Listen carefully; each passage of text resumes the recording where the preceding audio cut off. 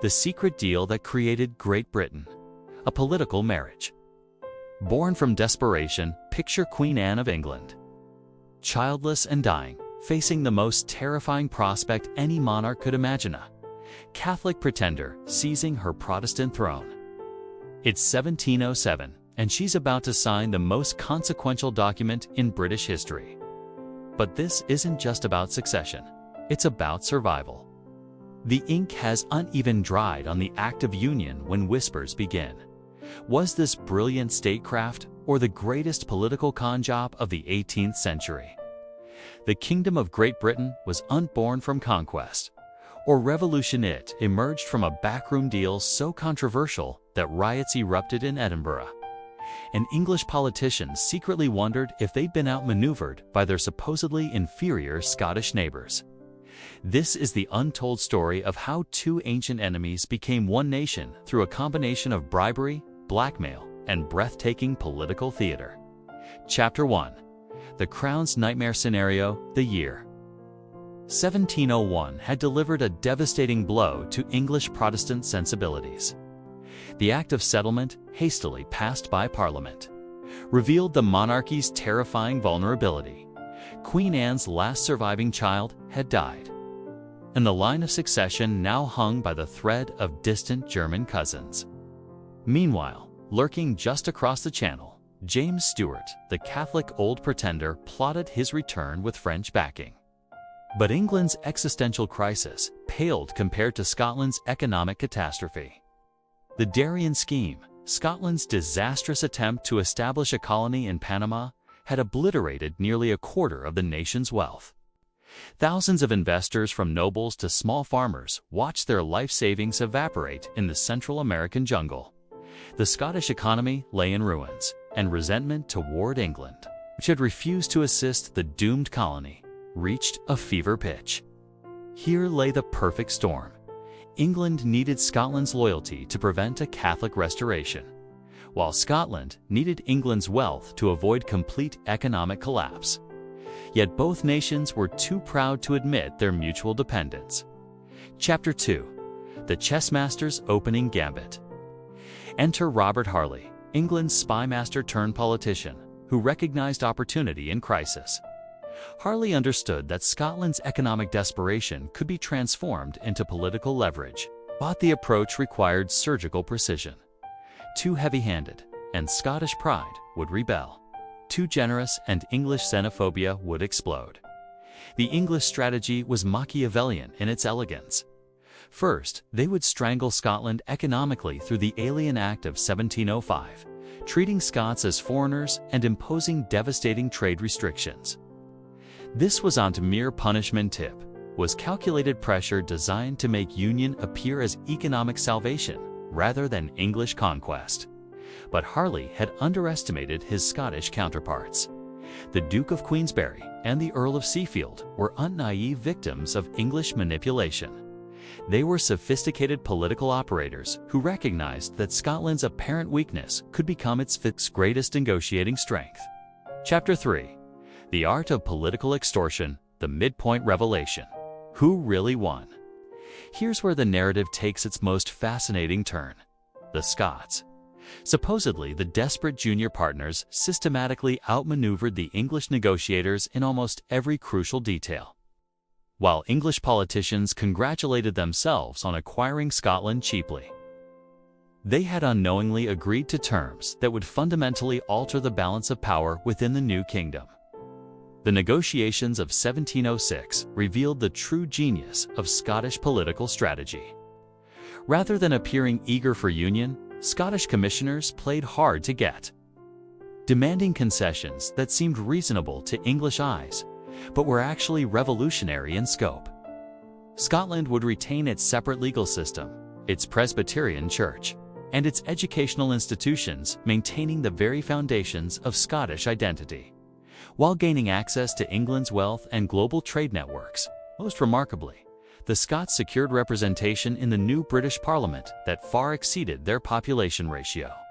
With only 1/5 of the combined population, Scotland received 1/6 of House of Commons seats and maintained equal representation in the House of Lords. This mathematical sleight of hand would give Scottish interests disproportionate influence in British politics for centuries.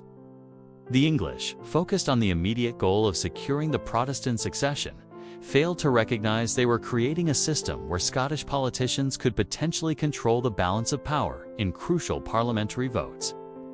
They thought they were buying loyalty. They were actually purchasing partnership. Chapter 4. The Price of Unity. The financial arrangements revealed the transaction's true complexity.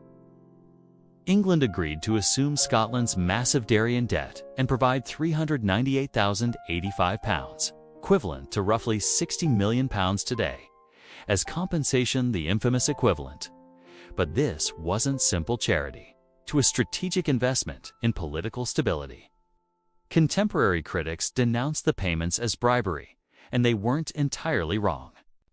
Key Scottish nobles received substantial sums, and the distribution of money coincided suspiciously with shifts in parliamentary voting patterns. Robert Burns would later immortalize this perceived betrayal. "We're bought and sold for English gold, such a parcel of rogues in a nation." Yet the financial reality was more nuanced.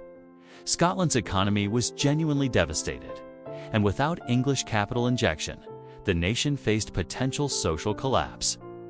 The bribery was also compensation for legitimate economic losses and future financial obligations. Whether this constituted corruption or pragmatic negotiation depends largely on political perspective. Chapter 5. The final act, the signing ceremony on May 1, 1707, was deliberately understated. Both sides recognized the union's controversial nature. Queen Anne's proclamation was brief and formal, lacking the grand rhetoric typically associated with historic moments. This wasn't triumphant conquest, but nervous partnership between reluctant allies. The immediate aftermath validated both supporters' hopes and critics' fears.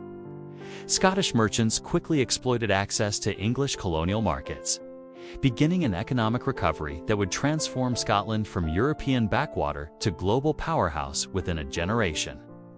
Meanwhile, English politicians discovered that Scottish MPs weren't grateful subordinates, but determined advocates for Scottish interests.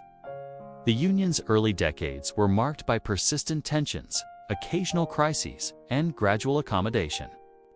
The Jacobite risings of 1715 and 1745 revealed the fragility of the new arrangement, while the economic boom following the 7 Years' War demonstrated its potential benefits. The ironic legacy, the final hook, history's greatest unintended consequences. Here's the ultimate irony. Both England and Scotland achieved their immediate objectives while unknowingly creating something neither had intended: a genuinely British identity that would transcend its component nationalisms. The English secured the Protestant succession and Scottish loyalty, while the Scots preserved their distinct institutions while gaining access to global opportunities. But the Union's most profound impact was completely unforeseen by its architects. Within a century, this partnership of convenience had evolved into the foundation of the world's most powerful empire. Scottish engineers, soldiers, and administrators would become the backbone of British imperial expansion, while English capital and naval power provided the infrastructure for global dominance. The Act of Union wasn't just a marriage of convenience. It was history's most successful example of mutually beneficial political pragmatism.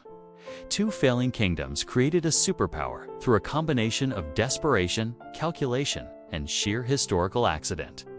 The kingdom born from Queen Anne's succession crisis and Scotland's economic catastrophe would dominate global politics for the next 3 centuries. Sometimes the most consequential historical moments emerged not from grand vision, but from the simple human desire to survive today's crisis regardless of tomorrow's unintended consequences. The question remains, in our age of resurgent nationalism and political fragmentation, what lessons does this 300-year-old marriage of convenience offer for understanding how desperate circumstances can forge lasting partnerships? Perhaps the Kingdom of Great Britain's greatest legacy isn't its historical achievements, but its demonstration that pragmatic cooperation can transcend ancient prejudices. when the alternative is mutual destruction.